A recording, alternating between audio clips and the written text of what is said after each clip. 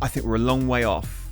I think we're a long way off solving some of the sort of more cultural issues, not just necessarily the footballing issues, but certainly sideline issues that have been exposed in recent weeks, months. It's been ongoing for a long time. I don't think it's just a football thing. I think it's across the board in all manner of different sporting activities. I think the SEA Games kind of highlighted that too. We're very good at the individual sports, but the team sports where you need to showcase a bit of structure, a bit of organization, and forward thinking, that strategy. Yeah, it showed that we lost in the volleyball. We lost in obviously basketball is different because of the gap in talent, but in football, it was shown. Our lack of structure really was put out there, and you look at the likes of Vietnam, who have now started turning that corner. And you're seeing like, oh man, if we don't get our acts together, we're gonna be behind these guys for the next 10 years.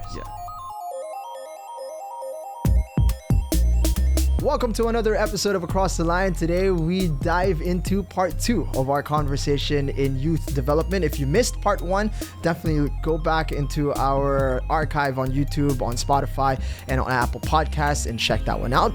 If you've already listened to that, then jump right in to part 2 of the conversation. There is so much more to take away from this one between Chris and myself. And if you like this content and you like the stuff that we provide here on Across the Line, definitely subscribe to the podcast on YouTube, Spotify, and on Apple Podcasts. And don't forget to hit us up on the social media pages. If there's anything you want us to discuss, any conversations you want to spark, hit us up on Facebook, Twitter, and on Instagram. Enjoy the episode and enjoy your Football Friday. Is there a place and time for specifying and getting drilled into your craft already? Let's say, you played multiple sports all throughout your childhood. So when I did my A license, right? So when I did my A license, one of the things that was a little bit ambiguous from one of the presenters from, he's a Welsh guy, but he goes to the University of Colorado, and he was all about specificity. And they did some studies. So, but basically, one of the things he was also saying was, those who ended up playing professional football, they didn't spend less time playing football. So it wasn't instead of playing football. Okay. So what they were saying was they were supplementing their sporting pursuits with other sports. I see. So they were just doing other sports as well. Uh-huh. So so they were still getting X amount of hours of football compared to other pros who were just doing the one sport. But they were playing, so the example was in Ireland, so they were playing Gaelic football. Okay. For example, they were playing rugby. They were doing other activities as well. So I wasn't 100% on board with that, especially here, because I think a lot of the overuse injuries come from playing on turf fields, playing on overly hard surfaces, uneven surfaces. It's not like in Europe where a lot of them are grass surface, but they're fairly soft and have a little bit of give. I think I see a lot of injuries sustained because of the surfaces that they play on here. But for me, it's not even that. It's more from the mental standpoint of just give yourself a break. Right. Just give yourself a break from the relentless. And if you're going to do something different, play futsal. Right? Play beach football. Sure. If you want to be kicking the ball about still, if you want to be doing that, play something not... Different dynamic. Yeah. Play something completely different. Yeah. I listened to another podcast with the guy. It was he was talking about volleyball. He's a renowned and revered volleyball coach, and he said he was playing is it spike ball?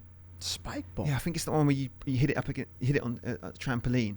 You know the one you've seen it. So it's like a 2v2. You hit the ball up and down. It's like a bouncy surface, and then it sort of pops up. And he played that a lot as a kid, and they were saying like a lot of the sort of the diving and the spiking technique was developed through doing that. So it actually wasn't through playing volleyball, in hitting over a net per se. Yeah. A lot of it was just experimenting with that particular game. And then what he was saying was, it also enabled him to read. So if you can imagine, he would, and this is all instinctive, right? So and like I said to you before, it's all about, he's seen this picture so many times that he can gauge where certain body shapes, certain body positions that an opponent will undertake will indicate that the ball, based on experience, will end up in this position. So let's say, for example, okay, as he puts his left foot forward, puts his left arm up, and he's about to spike the ball down, he can tell if his shoulders are positioned, if his hips are aligned, if his knees, he's going to slam it down into this particular point. If it goes in this trajectory, then I need to be here in order to stop it, so on and so forth, right? So what he was saying was he would then take that knowledge, and then when he would translate that to volleyball, his court vision and his court anticipation was on a completely different level to everybody else. And it was all acquired through playing these types of activities, or beach volleyball, or 2v2 volleyball. Do you know what I mean? So I think a lot of these things are really,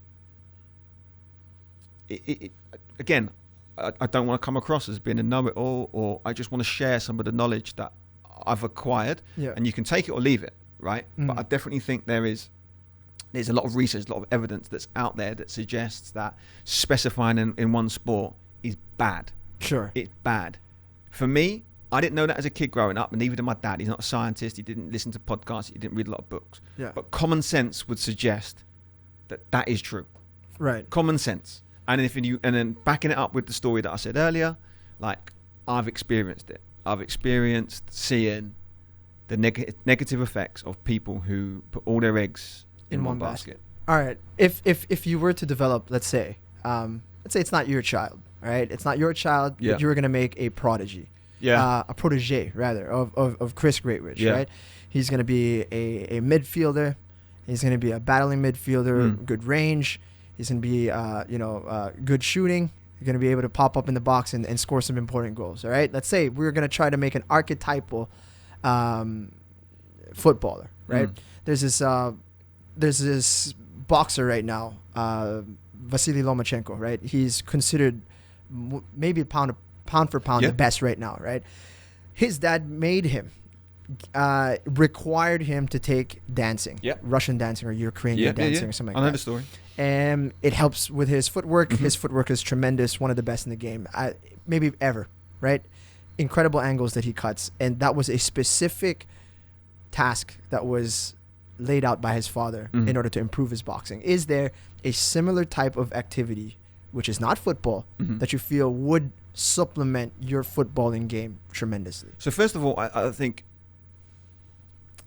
let's say that you always have to take the individual kid into perspective, into account here. So Vasily Lomachenko was probably destined to be a world champion, right? And like you said, his dad was he was probably overbearing, right? But then again, this is where you got to temper that with what's his son saying.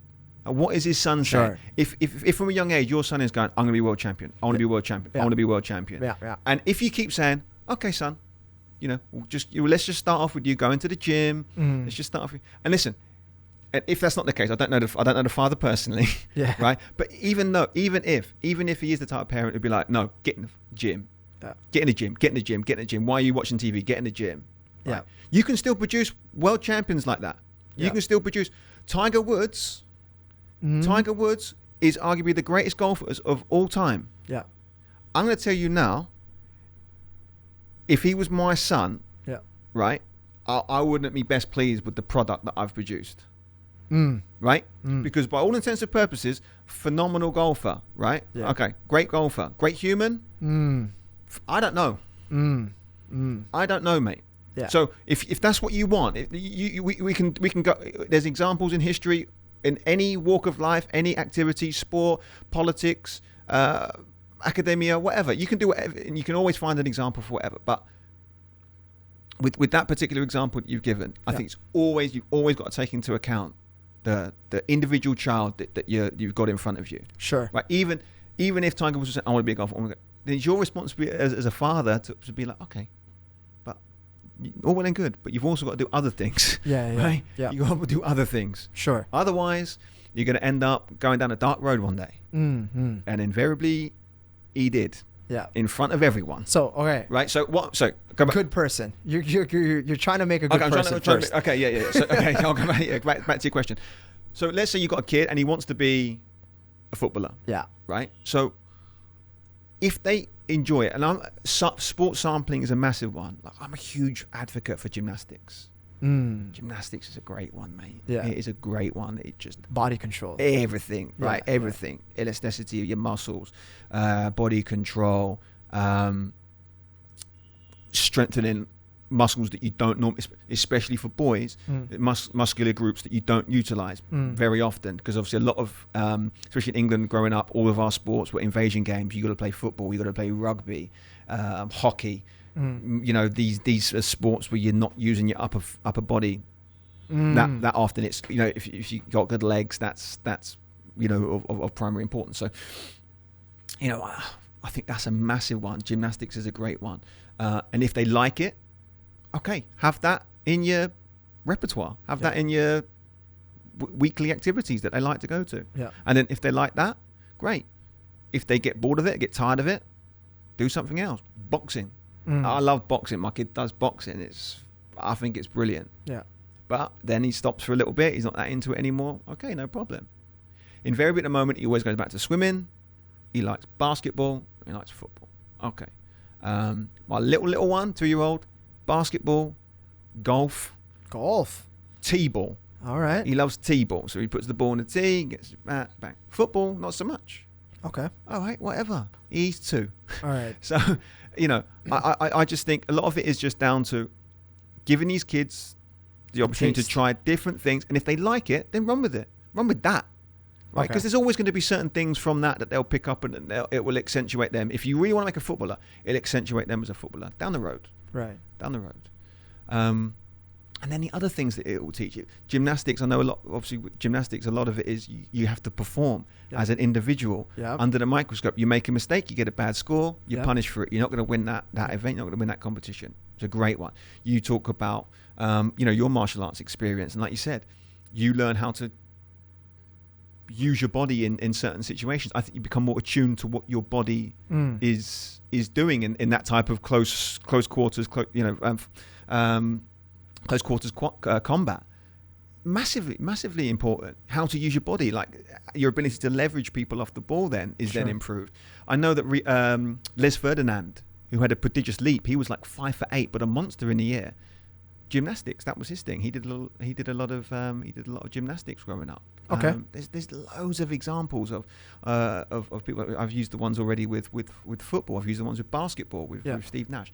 It's the evidence. It's stacked. There's so many examples out there, and for me, it's just if your kid likes it, if he enjoys it, you can supplement them as a footballer by any means, any sport, and supplement it that way. At what age do you feel as if, let's say, your kid's dabbling, right? Yeah. You're encouraging to try out different things, but somehow, some way, he finds his way back to the football. Yeah. Right. So, at what age do you feel as if, all right, okay, you've shown considerable interest in this sport, and despite the many different tastes that you've been acquainted with, this is the one that you really like. Yeah. Okay. So when do we start doubling down on football, and what age is that, and what are you focusing on at that age? So I want to go back a little bit. I want to talk a little bit about that initial phase. Yeah. We'll call it initial phase. Some people call it discovery phase, with loving the ball, right? So there's a really good book by a guy called Tom Byer. Tom Byer is an American guy who moved to Japan, and if you, he's got a book called Football Starts at Home. The book basically talks about a lot of these superstar players, Neymar, Ronaldo, Messi. A lot of these guys have a relationship with the ball from 3 months, 6 months, 18 months, 12 months, 18 months. They have balls in the house from a very young age, and they just learn to do things with the ball. Throw, catch, and invariably kick. Yeah. Right? So if you go to my house, there's just balls all over the house. Tennis balls, big balls, softballs, footballs, baseballs, tennis balls. And what do? Pick them up, throw it, head it, catch it, right? And you start to develop this affinity between you and the ball. And then you start to experiment with it. You start to do different things. okay, well, if I want it to come back to me, if I throw it off that wall, and it comes back to me, okay, that's pretty cool, right? Or if I throw it against the floor, against the wall, it comes back, I can catch it in the air, right? So then you start to develop these, you familiarize yourself with the ball, and then eventually they'll be like, okay, I kind of like kicking it, and you'll be like, okay, well, you know, maybe use the sole of your foot. What can you do with the sole of your foot? Okay, then they start doing drag backs, they start doing Cruyff turns. Yeah. They don't know what a Cruyff turn is, they don't know what a drag back is. Yeah. They're just doing it. They're just familiarizing themselves with the ball. So what you find is a lot of these kids, and especially if you have older siblings is one. If you look at really high, there's obviously loads of examples where the eldest son is also the best. Yeah. Look at my family. But a lot of time, it's the younger siblings who attribute their successes to an older brother. It happens all the time. Yeah. You're one of them, right? Youngest in my family, so I played a decent level of compared to them because I was used to like bigger bodies. Yeah. So you just get used to basically getting beat up. Yeah. No matter what, any of your sports that you chose, getting beat up basically, right? So you just learn. That's I think that's a really important thing to unpack, because what that then means is when those kids then start to go to more formal football settings or any formal sport settings, right? Like I'll give you an example. My son is really into T-ball. Both of them are. They both play. I don't know what other kids are like, but I guarantee you that, because I've been trying to get him to do T-ball and they don't do it for his age. Yeah. But I guarantee you when he first goes up, a lot of the other kids that will go there have never hit a ball before, and they're going to be at the line like, okay, right, what do I do now? This feels a bit weird. This is going to feel a bit unfamiliar. And my kids are going to go there. They're going to put the bat in their hand and they're going to be smacking it off the tee. Yeah. And people are going to be like, oh, wow, look at this guy. He's going to be the next Alex Rodriguez or whatever. And I'm like, no, we just mess about at home, and we've done it a few times. Sure. Right? So then you just acquire those basic skills because you've messed about and experimented with it at home. Yeah. And I think that's the same with football. So a lot of those kids, like when my son first, so my Nicholas was 18 months when he first went to Akaya. And I'm going to tell you this now, he wasn't the best kid in the academy at that time. There was another kid at the same age who was much better than him at the same age. And his mum was just said that he's very active, he's always out in the park, he's always doing this. And he was really good. He could follow all he could jump, he could hop, all his motor skills development was at a far more advanced stage than Nicholas's was, even though they were the same age. And I thought at the time he had done quite a lot, but evidently there were other kids who were doing more, right? Yeah. And then it's so funny because we then went and played in the Sevens League about, I think it was earlier this year, and we came across the same kid. All right. And obviously Nicholas has now accumulated more training hours because he goes pretty regular. And then it was a completely different story. Like Nicholas was doing a lot more advanced stuff. He was able to cut. He was able to dribble. He could demonstrate more things with the ball. He could shoot effectively. So, and that just comes with he just played more. Simple. It's not rocket science. And we talked a little bit off mic about this sort of talent. This kid has more innate talent. Yeah. I think there are certain physical characteristics that will enable you to do certain things. So like, I'm never going to be a sprinter. Like I don't have the genetic makeup to be of that disposition. Do you know what I mean? It's right? All right. So my game was always going to be different. So then I have to tailor my game accordingly. Sure. In order, if I'm going to be successful. Yeah. And in which case, obviously that, and then you just tailor how you train or tailor what you work on to accentuate those strengths, and then try to work on your weaknesses to build up those deficiencies. But when I look at my son, people go, he's so talented. Mm-hmm. He's so talented. And I'm like, I'm not going to be, listen, mate, don't mistake him for being talented. Don't think that I've passed on the football gene to my kid. I don't believe that. Yeah. I don't think that's the case.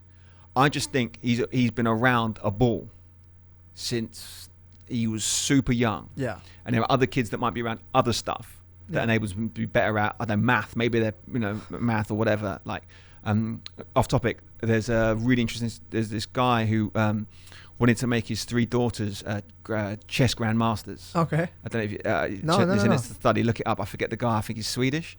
It literally at random was like, I'm gonna make my kids chess champions. Yeah. And then I think the oldest girl be a grandmaster aged like 8 or 9 or something, but they could play from like the age of 4. Wow. So like and he made it, and basically the whole thing was, it was a complete experiment. It was a total experiment. Like he basically just wanted to prove that he could do that. Yeah. And then he did it. But again, that just comes from being around the pieces and being around the board, and then they obviously improved to the level that he wanted to prove his theory. Yeah. But like Nicholas, he's not like this supremely talented kid. He just plays more than you. Right. He just plays more than your kid. On a side note, do all those 3 kids hate their father? Yeah. I mean, he succeeded, and it's like, okay, so I can do that with my kids. I don't know what they did for the other 20 hours of the day. Do you know what I mean? Maybe he was an amazing dad. Sure. So I don't know. Right. I'll have to look that one up. But what you're saying essentially is that you have to just expose them to it. Exposure is the thing. It doesn't have to be like super, how should you say, structured training. It's just actually the opposite. Yeah. So just let them play. The less structured, the better. Let them play with the ball. All right. Especially at a young age. And we got this from your conversation with Alvin as well, where we sort of are level to a particular age group with everyone around the world in terms of football. I believe so. Right. And then there's a drop off. In what age? I would say 7. 7 to 11, something like that. Well, I'm 7 till. Okay. Men's team. From 7 onwards, there's going to be a significant drop off. And it compounds each year. Right. Right. That's what factors or specific traits do you feel as if you don't address this will compound into something terrible? What are those things that we feel we're lacking at? What are those skills? Okay, so there's a few things. Like organizationally, there's an issue. Organizationally. Yeah. So let's say, for example, right, there's studies about how Belgium became the number 1 team in the world. Okay. Right. So their whole thing was they were going to develop small-sided games. Okay. Right. So they everything from let's say U5 under 1v1s. Wow. 1v1s. I think they play a maximum of 4v4s up until U7. Okay. I think it's like U7 is like 4v4s. I think U9 is 6v6. Mm-hmm. U11 is 8v8. And then they're playing like 9v9 up until under 13s. Really? Right. So what that means is when you play, let's say you're playing, so here you play from U13, you're playing 11v11. So you've got kids as young as 11 playing 11v11 football. Yeah. Do they have the physical capabilities to play on a big pitch? Might be difficult. Very, very difficult. Yeah. Very difficult. So you have that from the physiological standpoint, it's very tough. From a technical standpoint, it's very tough. Have they got the ability to hit the ball across the field? Yeah, probably not. Probably not, right? If you're on a massive field like that, which type of player is going to dominate? Person who can run out in the back. Yeah. Yeah. People's going to outrun the back. Yeah. They're really fast. Yeah. And which promotes what kind of football? Knock it long. Okay. And run. Right. And then you're going to reward that with trophies and medals at the end of it. Yeah. So that feeds into that narrative, which is, okay, so now you're getting a bunch of teams wanting to play that way because it's going to be successful. Yeah. Now, is that the best way to develop footballers? We've seen no. No. Right? So it's not the best way to develop footballers. So, however, it is the best way to win medals. Right. Right? So what do you want? So that's the first thing that you need to address. So from the organizational standpoint, it's very difficult to perform at that level. The other thing you've got to take into consideration is there's very little goal mouth actions because the ball is basically spent in the middle going back and forth, right? And then the technical players are missing out because they're not able to demonstrate their abilities true. So what they did was they said, right, let's play on a smaller field, let's reduce the numbers, okay, and then they get more actions because there's fewer members on the pitch. There's more incidents in and around the goal mouth, which is better for development, and 2, it's just more fun because you want to score more goals at the end of the day. Yeah. So feeding into that, it develops the kids from a technical and tactical standpoint, right? Creates more creative footballers, and it creates players who actually enjoy the game because it's more fun. It's more fun to play that way. It's definitely more fun to play that way. Yeah. And if you want evidence of how successful that program is, then now the number one, I can't remember what their exact ranking was when they implemented the program, but it was low. It's pretty low. Very low. Yeah. Not no disrespect, but it probably wasn't that much higher than where we're at right now. Just to put some perspective on it. They're a tiny population, right? It's not a big country.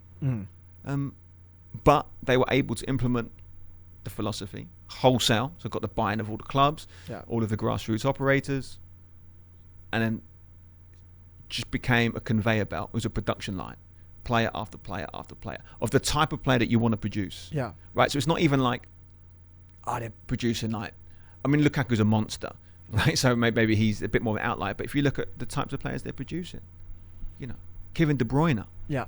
I mean, an absolute joy.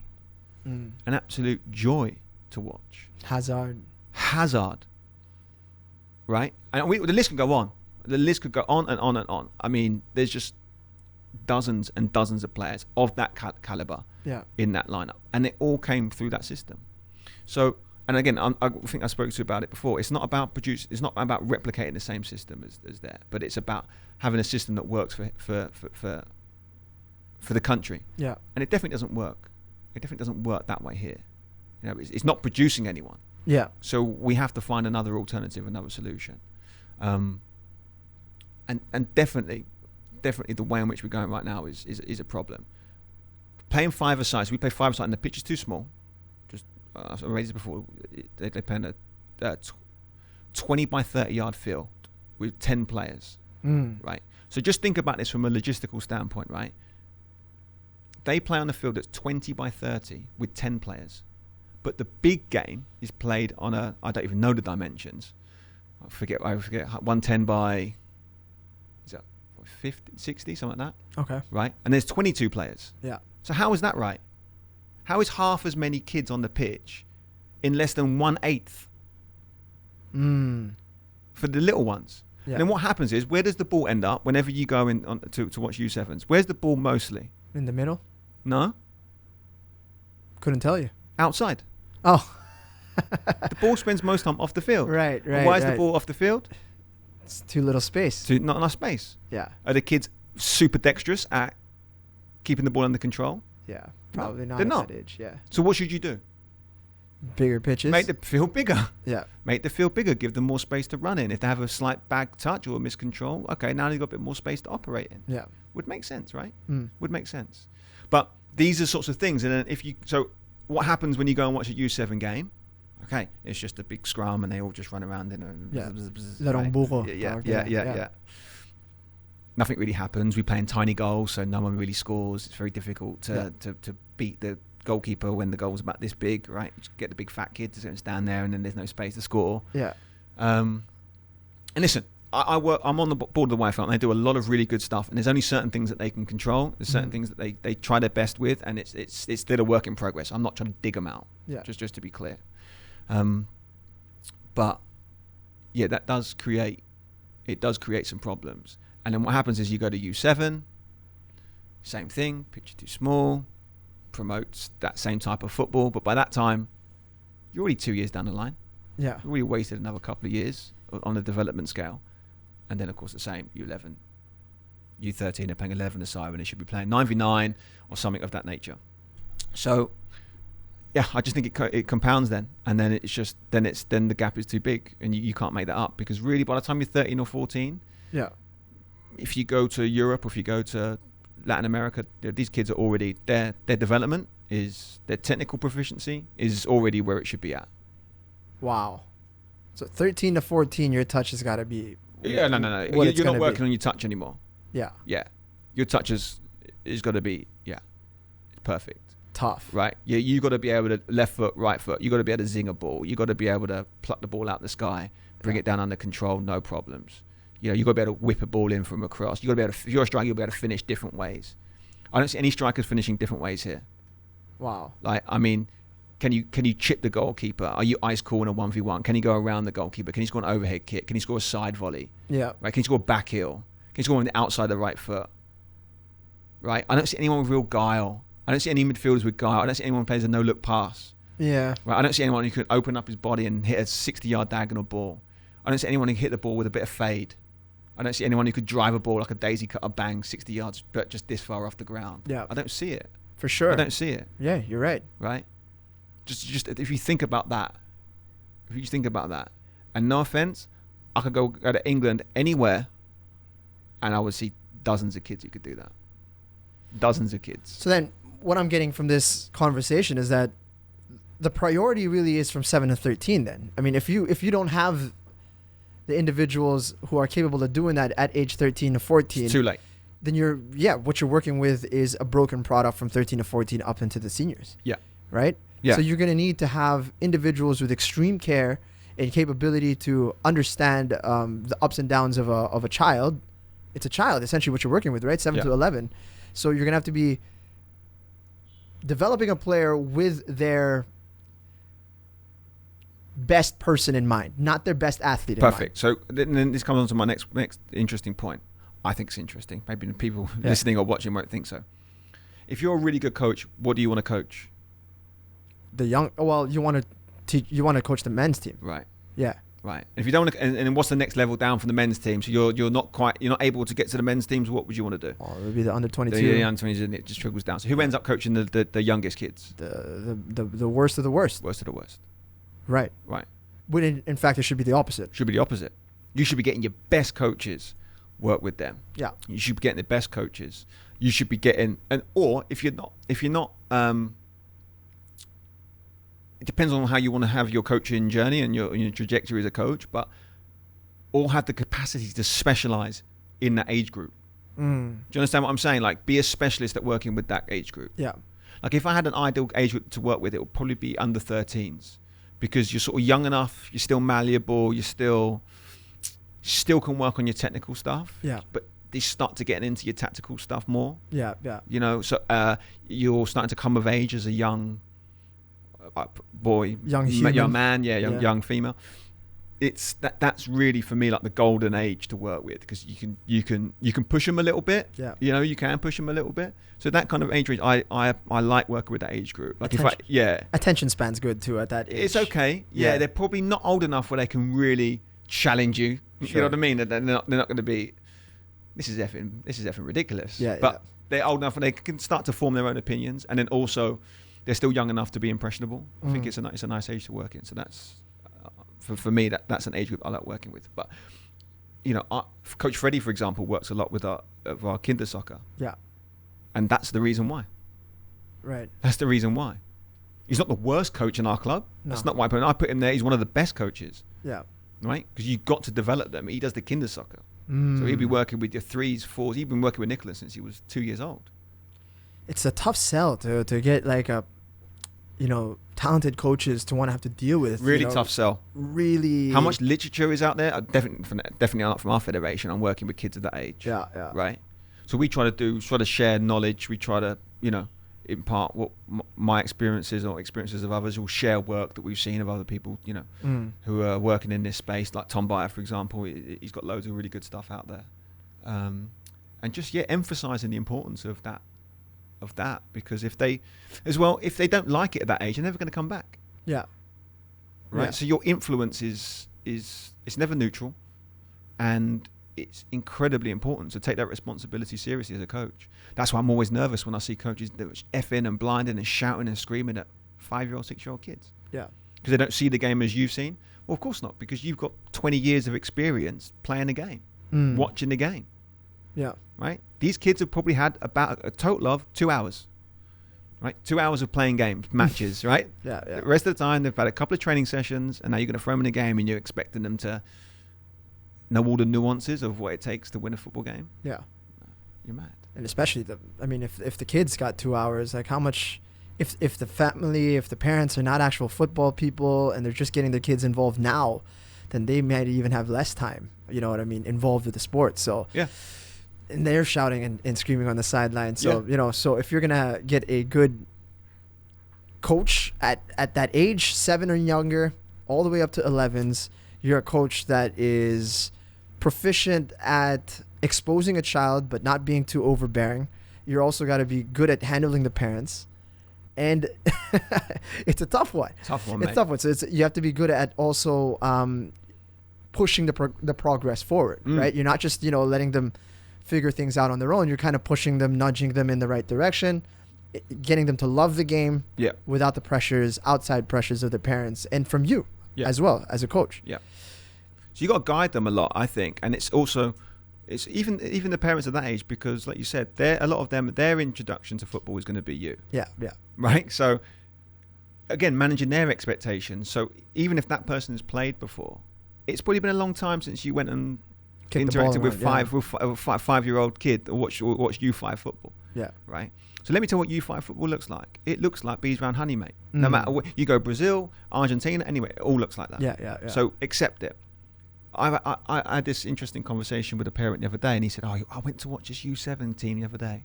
Oh, they were all in position. They were all just bang, bang, bang, popping. They all knew what they were doing." Yeah. I said, "It was brilliant." He said, "When are we going to get to do that?" And our U7 team's pretty good, right? He said, "When are we going to do that?" I said, "I'll tell you when we're going to do that. When they're older." I said, because if a coach has spent, and that takes a lot of time, if a coach has spent hours and hours and hours on having them stand in a position, when the ball goes here, you do this, when it goes there, you do this, and when it goes there, you do this, they're very well drilled, and it looks great when they're 6 and 7. Yeah, I'm guarantee you, if you really ask those kids, do you enjoy training? Yeah, are you enjoying this? Oh yeah, Coach, I love standing in line and getting told what to do for an hour and a half. I love it. It's great. Yeah, sure. You know what I mean? It's like, I would sacrifice some wins. I would sacrifice a little bit of, it doesn't look like the pros. Yeah. In order for the kids to play a little bit, figure it out for themselves a little bit. Don't get me wrong. There is a time and a place and a space where you can work on them from a technical and tactical standpoint. Tactical specifically at a young age. And you can show them that I want you to build out from the back. This is why we want to do this. This is why this philosophy is in place. But again, it takes a skilled coach to be able to deliver that message and to deliver that information. And then you've got to go to the parents and say, listen, we're going to try and build out from the goalkeeper. Why? Well, if they're doing it from the ages of 6 and 7, and when they get to U13, they've already been doing it for X amount of years. I'm terrible at maths. 6, 7 years. And then it becomes second nature. Then we've already got the foundation to be working with here. Do you understand what I'm saying? Yeah. Rather than starting, okay, guys, right, under 13, you've been booting it long for the past 6, 7 years. And now we're going to try and change that. Well, then you're going to waste 2 years doing that. Yeah. Right? That's a really hard fix. Or you better have a really good coach who can instill that in a short period of time. So we've lost games where we've done that. And some of the parents are looking at me going, are you sure you know what you're talking about here, Chris? Yeah. You know what I mean? They're looking at you going, we're going to lose this, Chris. Yeah. And I'm like, listen, when your kids playing under 13s and they're popping it around like Barcelona, you're going to be like, bloody hell, all right.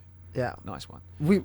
We've seen that kind of change over the course of the last few years as well. I mean, on the senior level, I mean, the willingness to play out the back has been a real change in the way football has been played here in the Philippines. Yeah. That's happened across 5 years?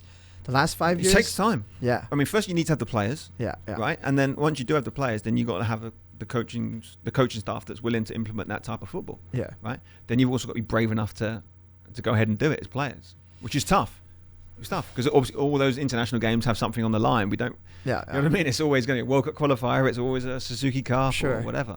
Even if it's a friendly, it's always in preparation for something else. So the way I'm thinking about it though is I'm trying to figure out a way how do you implement it across the board so that it's by the time they reach the 12 to 13 age, it's like we have this crop of players that are highly technical, love the game, and are now ready to be coached seriously. Right? Let's say we develop a pool of about 50, 100 players. 100 players at 12, 13 years of age that all have this makeup, right? Love the game, good at being coached, and have played multi-sports ideally, right? And they're ready to get their head down now and which I think is about the right age. Right? Learn the fine aspects of the sport, right? That means we're not only going after kids who are in the academy at 7 years old or younger in Kaya Academy, in places like Malaya and other of these academies that we've mentioned. They also need to be picked out from areas where maybe football isn't as prominent. Let's say I don't know what the percentage is, but I'm guessing that majority of our kids are in public schools. Let's say you get them, you introduce them to a ball at an early age and get them involved in the sport. The technique might not be as crisp as some of the kids who are getting academy level coaching, but let's say it's decent. right? We get them to 11 and 12. Mm-hmm. Now you have a huge pool that you can work with, but it has to be accepted across the board that this is the type of, what do you have to put in place in order for that to happen? You know what I mean? I want to go back a little bit with what you said, and then we'll come on to your point. So we have, in the last under 15s national team, we had 2 kids from the GK community who play for our academy who were called up to the national team. Awesome. We probably should have had 3. There was another one who didn't make it, but he ended up being our team MVP this year. He's the guy who cycles from Quezon City to... Wow. So he was our team MVP this year for U15s. And they came in at the same age, right, around that sort of age, 11, 12, I think 12 or 13. Okay. And then we have a few other kids that came with us at the same time, but they're in the younger age groups. So what you have with that, so to sort of go back on the more environmental aspect of what you were talking about earlier, although they don't have the, let's say, the technical proficiency of someone who has maybe received some pretty high-end coaching, they have the other attributes. So they are highly motivated, physically very capable, despite some malnutrition issues, just general... lack musculature, just from their lack of nutrition, basically. Sure. But they're dogged fighters. They play a lot on the street, so their ball manipulation is very, very good. Highly competitive. Used to playing against bigger, older, stronger kids, so they're street smart. Tactically struggle. So understanding the game in an 11v11 general sense was and is still a problem. But the raw materials that we're working with, unbelievable. And you've seen that a lot actually in Premier League now, is where actually, funnily enough, and this is where the curriculum is really, really important, the Premier League went too far the other way. So Premier League academies were recruiting kids at 6, 7, 8. Right. And now they're creating players that are they're not creative. More robots. So that's why they've got like the Wilfried Zahas, for example, the Raheem Sterlings, who learnt to play in a more street setup, and then brought into the academy. That's where the game is now going within the academies. So now they're trying to replicate that more a little bit more within the academy setup, so you don't lose the essence of that model. If you go back, if you look at our academy manual, that's something that we talk about a lot. So we have a street model. So every session that you come to starts with street football, or 3v3, or 3 against 4, right, or whatever game you want to play. Right. If you've got enough of you there and you're capable of making up your own game. Quick game.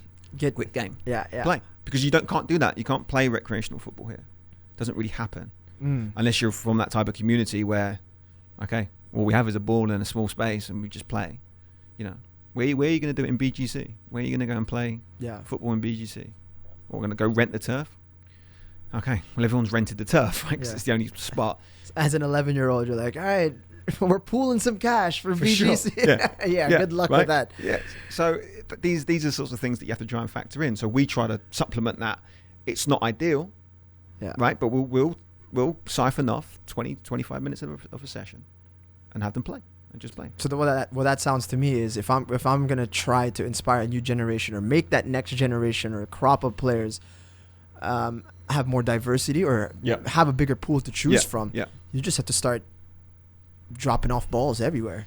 I think that's it. Yeah, and then you got to try to engage those communities. It's not as simple, and then follow up. I think one of the good things with that is when we did stuff with GK, and listen, you've been involved with some of those projects. Is when you do you involved with the yellow cab one with the clinics. Yeah. So the clinics are great to do the initial engagement. But how many of those kids have you had contact with that aren't with the academy now? Very few. Very few, right? So you've got a load of kids that potentially could be quite good. Yeah. But it's about, okay, have you built a relationship with guys in the community whereby you can go, hey, how's such and such doing? Yeah. Oh, he's doing great. He's really improving. He's grown 6 inches, or oh yeah, he's really filled out. So I think he's ready to come into the academy now. Okay, great. Can you bring him to McKinley Hill Tuesday? We'll take a look at him. Great, perfect. Okay, then we can get him in. Yeah. Those types of relationships just aren't being developed. I see a lot of people communicate with the GK. Yeah. And other types of organisations. Why? hey, having a CSR project on your resume looks great. Yeah, that to me is perhaps, we don't have a lack of entities who are getting involved with the Tuloys, the GKs, the what were the other ones that we were involved with? There are a few, There's right? a lot, yeah. But just regular public school kids, they don't get touched because they're not great for a picture, and I don't know. There's more of them, man. There's more of those guys. I feel like they sort of fall between two gaps, don't they? It's like, you're not poor enough to be. We need super poor, super rich. Yeah, that's what the demographic is at the moment, right? Because you're super rich because you can afford to pay for the field rental. Yeah. Or you're super poor where I can generate some funds from a sponsor because they want to be seen to be doing some stuff with those types of people. As a corporate social responsibility, but the individuals who make up the most of the pie, right? Who are generally being sidelined. They're not being utilized at all. Yeah. I would like that to change. That's the reason why perhaps I'm asking a lot of the questions of how do we get them into a level where they could be utilized in the grand scheme of football in the country. Because if youth development is going to be the priority, which I think is the general consensus, that the Philippines is very good from the top of the pyramid, right? I mean, recruiting players from abroad, not needing to spend money in their development, and then getting these types of results where we're punching up above our weight around the likes of Malaysia, Singapore. We are reaching higher than them because of our model, right? But now it's time to create sort of how do we make it more sustainable, and how do we start creating our own? This is perhaps we've dragged it on a little bit longer, but it's difficult to pinpoint exactly how do we do that, right? I think if we can figure out how to mesh in proper coaching with exposing them just in general to the sport and getting them more engaged in the sport of football, then we can perhaps get into a better trajectory, right? Whether there are differences in approach with Alvin's camp and your camp in another academy is besides the point, right? It's just essentially we're all going to get the benefits of all of the approaches and before we mesh them together into a big team down the road. But the key is we need that individual or individuals or a group of individuals who can monitor and perhaps point you in the right direction of a good academy that you can go to once you start exhibiting the traits required to break into a national team, right? Let's say you have to be coordinated with all of the entry-level programs of all the clubs, right? Oh, what communities are you guys getting into? What programs are you guys putting in place, and do you guys have a database that we can latch onto and follow up as you said, right? Which are the talented individuals? Perhaps these talented individuals can be pushed into the academy that is closest to you geographically, and that way we can have a better handle on what competitions you're going up in, and keeping tabs on you that way. I mean, is a system like that even in place at this point in time? I think is no, right? You're shaking your head like it's not there, right? I mean, that's a place to start.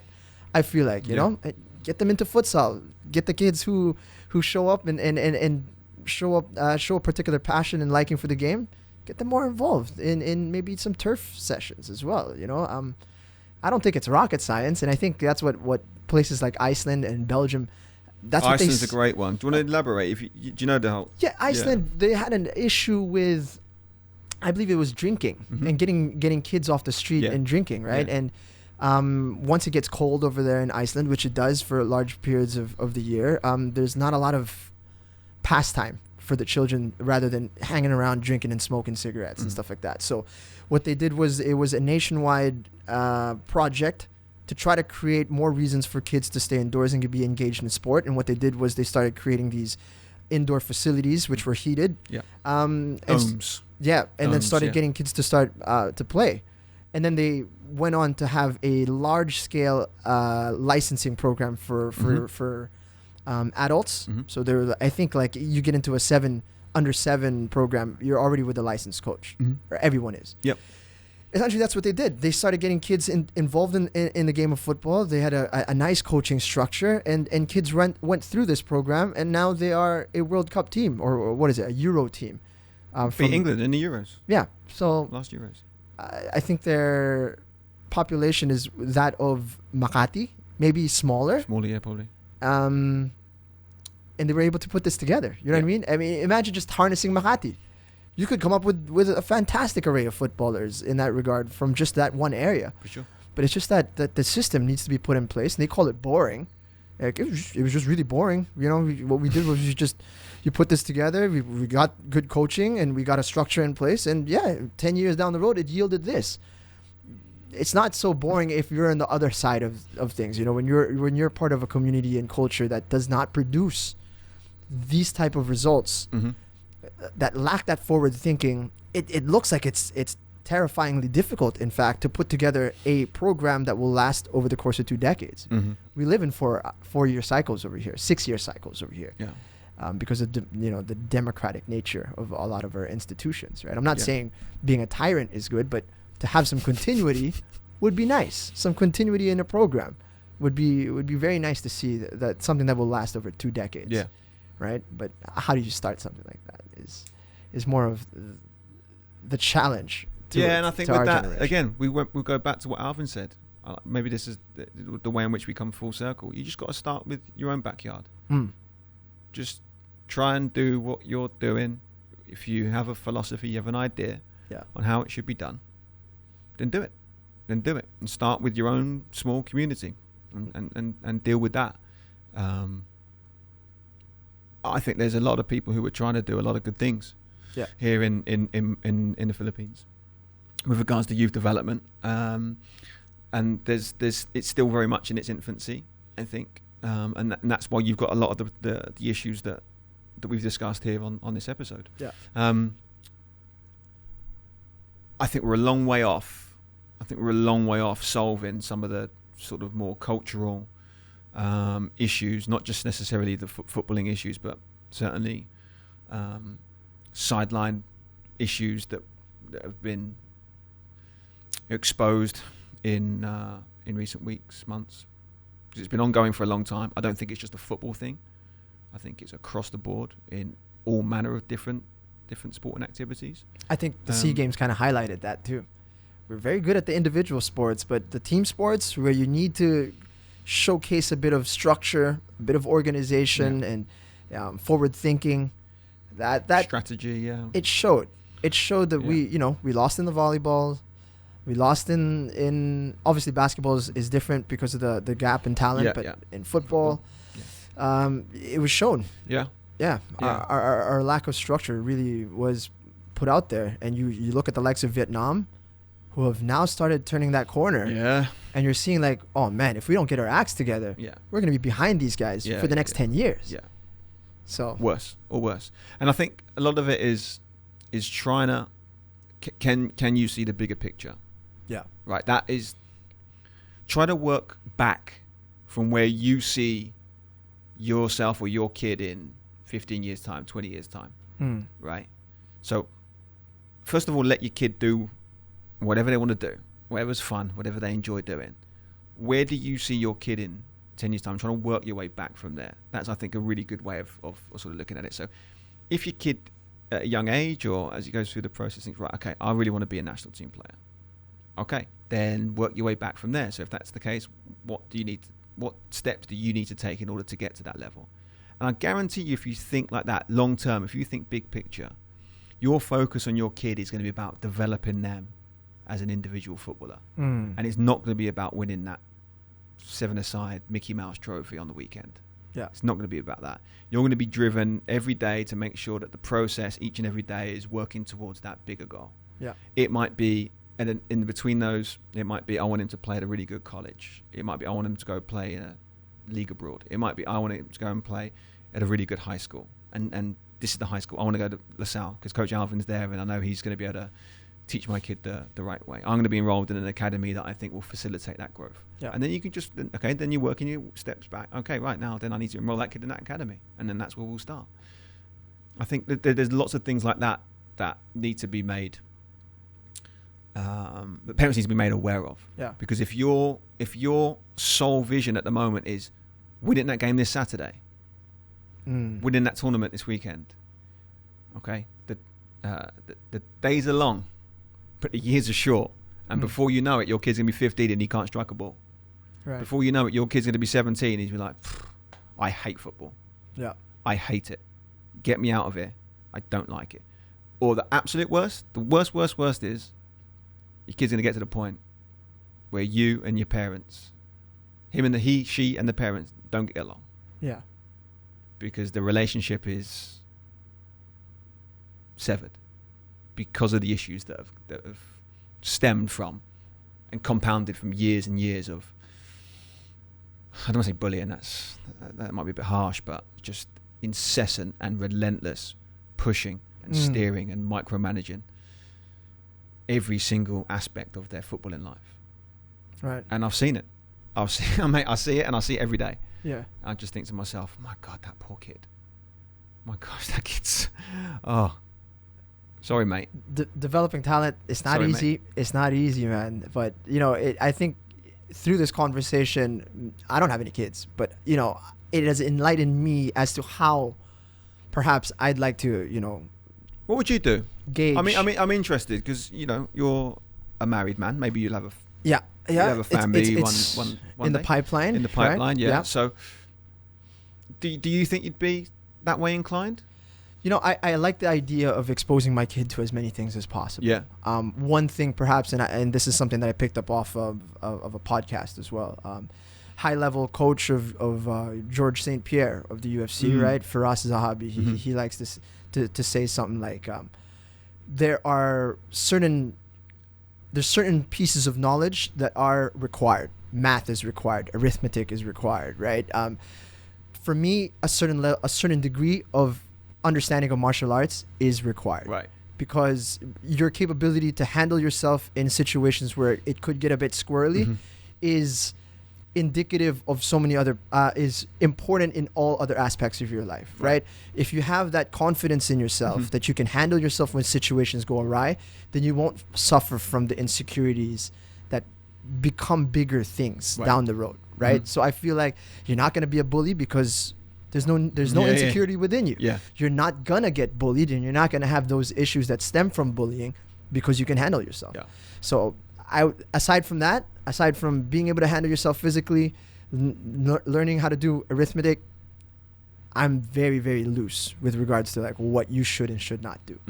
In fact, I'm not even a big believer in how much structured schooling has provided me I agree in my skill set, in my capability. So I'm not going to be forceful in that regard either. So yeah, I'm very much in the school of thought where, your child will exhibit the traits that fit what is best for him or her, right? So if there's a liking to music, then we'll fan that flame. But if not, sure, maybe you're not into the same stuff that I'm into. Yeah. That's fine. Yeah.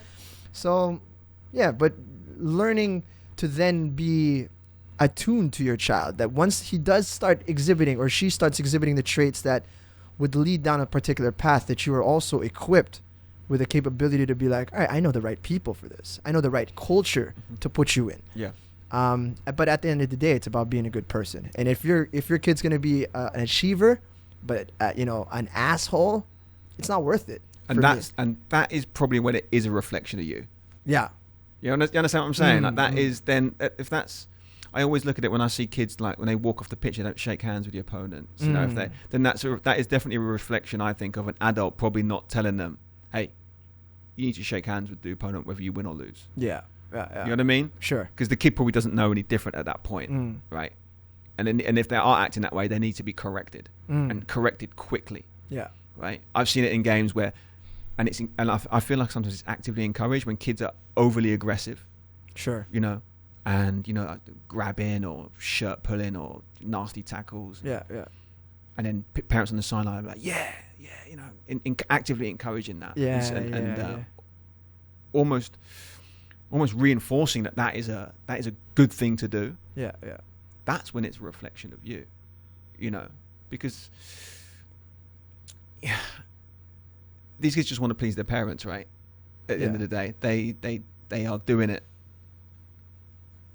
to make you happy in many respects.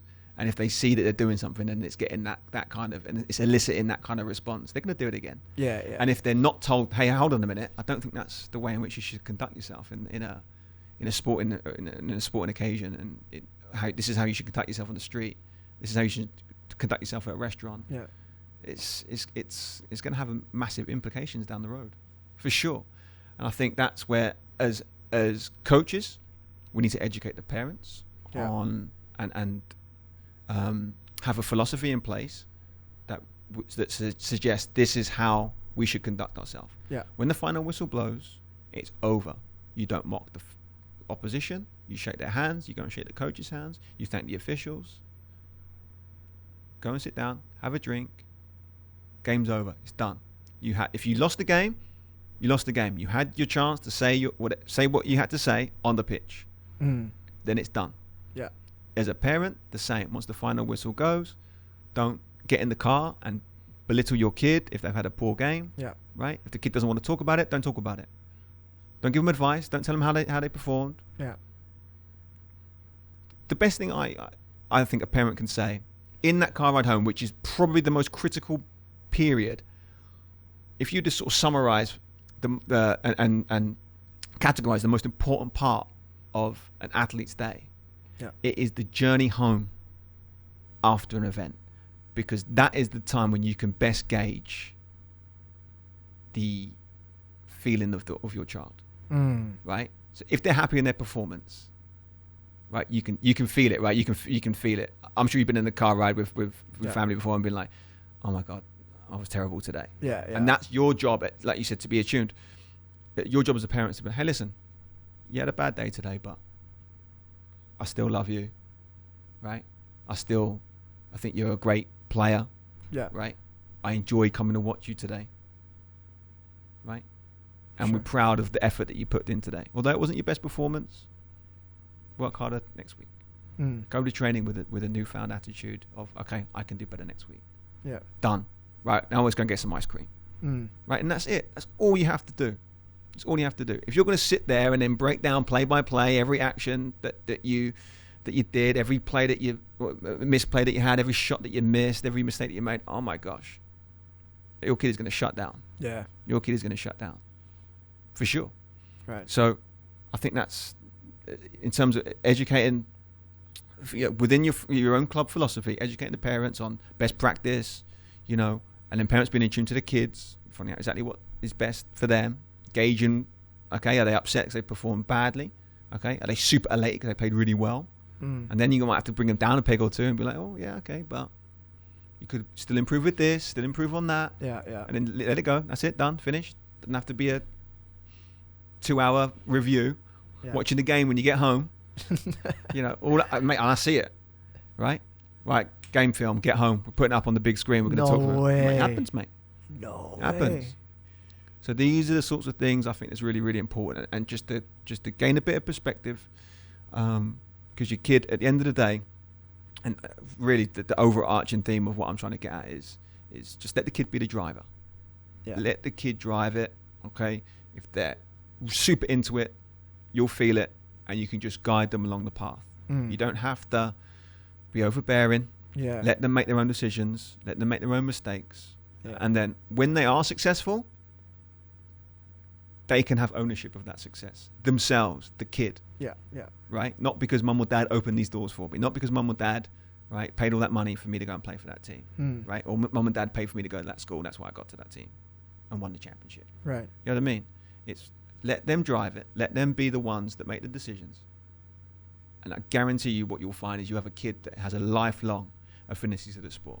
Right. Because those kids, they will then become the referees. They will then become the coaches. They will then become the boosters for your program. They will be the ones who want to put up a football club if they're successful. Yeah. Do you know what I mean? Yeah.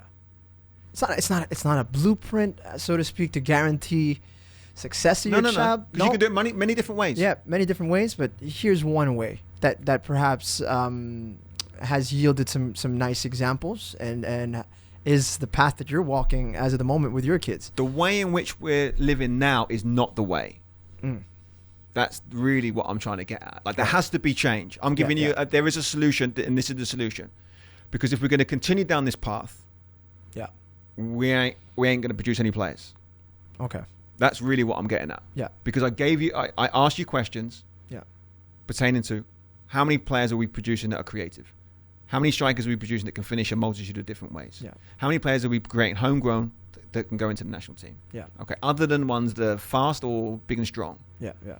And they're just down to physical attributes at the end of the day, right? That's got nothing to do with people who've been cultivated or developed. So it kind of ties back into that episode with Alvin when you guys were talking about how are we going to produce the next Ali Borromeo? How are we going to produce the next Phil Young husband? You can work yourself backwards, right? You're going to work backwards. Yep. What are the skill sets that they have? Exactly. And then try to start ingraining that into the next crop of players that are coming through, right? So hopefully in a positive environment where you're not trying to grind out the passion of the game out of these kids, right? So, and I think that is really as a final thought. I think that is something that I would like to get at. Is I'm not coming at this from an angle of, hey, I know everything. This is how it should be done. You guys need to listen to me. Yeah. This is the only way to do it. Yeah. Right. There are a multitude of different ways to do it. Right. And don't get me wrong. And I'm all ears if people have another suggestion on how to do it. Yeah. Right. I don't want to come across as I have all the answers. Yeah. Lord knows I've made many mistakes along this journey. All I'm saying is I've got quite a lot of experience in this field. Yeah. I've spent a lot of time doing my due diligence on a multitude of different subjects, topics within this space. And I think at the moment we're starting to see the results of that and the fruits of our labour within our own academy. Right? Yeah. And I'm not saying everyone should be following it. I'm not saying it's a blueprint. I'm not saying any of that, like you said. Yeah. But we put our academy manual out there for everyone to see. And there's pieces of it that might fit your club. There's pieces of it that you might think are interesting. Yeah. There are aspects of this interview that you might think, oh, that's great. There are aspects where you think, oh, Chris, you're talking absolute bollocks, mate. Yeah. Right? And that's fine too. I'm more than happy to have a dialogue with you. But I'm telling you, if you're going to be shouting and hollering and screaming from the sideline, if you've got a joystick coach, if you're putting all your eggs in one basket and hoping that your kid is going to be a professional footballer and that's the only sport they're going to play, I think you're on the path to something more negative. Yeah. Something dangerous can happen down the line. And I don't want that to happen because, as you've illustrated, there's so many players here who have the capability and it's just about pushing them in the right direction. And I'm sure that these kids can flourish. That's really what I'm getting at, because I think it's an untapped resource based on the population, based on the type of player that we can produce here. Yeah. Right, with a bunch of different skill sets, and I hope that's really what the not to make it sound like a negative and we're bashing parents and we're bashing other coaches and this and that. But what I'm trying to get at is if we can do this the right way, we can follow the models of Belgium, follow the models of Iceland, follow the models of these other countries that have put together a cohesive and clear plan. Then anything's possible. We can really achieve great things. Yeah, it's just a case of trying to harness that in the correct way. And I've obviously demonstrated and illustrated some of the ways in which we do it, and then make it something that we can scale out potentially for other areas within the Philippines. It's fun chat, man. I hope there are a lot of parents who are listening who might be able to pick something up from it, if not already on this path. Maybe you can pick a few things that they can add to their game and how they're raising their children and how they're pushing them into these sports, and not necessarily football in that respect. It could be anything, any endeavor, whether it's sporting or creative for that matter. And hopefully, it'll have that desired effect on these parents, and hopefully individuals inside the footballing community can garner a bit of perspective as to how you go about things and how they might be able to implement similar approaches into their game. Yeah. So enjoy the conversation. Oh, thank you. We waffled on a bit there, didn't we? That was a long one. For those who are watching, if you guys and listening, if you guys enjoyed it, please do, as always, subscribe to our YouTube channel, our Spotify, and on Apple Podcasts. Rate and review us. Recommend us to a friend. It would really mean a lot to us. It would make this something that we can continue doing for many, many years. So thanks, Chris. Thank you, mate. Thank you to everybody watching, and we'll catch you next time on another Football Friday.